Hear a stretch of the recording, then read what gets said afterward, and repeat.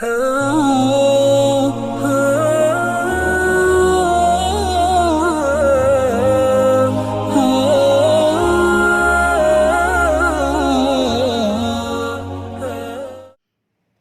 के एतबार से मेहर की कम से कम मिकदार क्या है? इमामुद्दीन खतौली, मुजफ्फरनगर।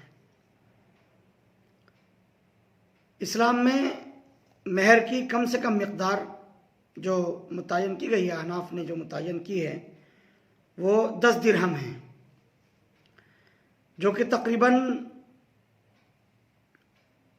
32 ग्राम चांदी बनती है। 32 ग्राम चांदी।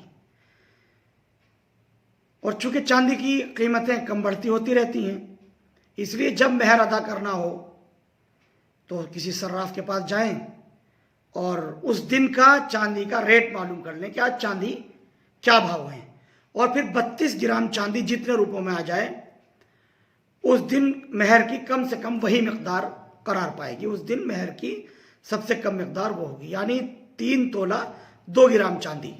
32 ग्राम चांदी जो है वो मेहर की कम से कम मिकदार है। जिस दिन मेहर बांधे जा रहे हैं उस दिन चांदी की रकम मालूम करें, और 32 ग्राम चांदी जितने रुपए में आ जाए उस दिन मेहर की सबसे कम से कम कीमत वो होगी।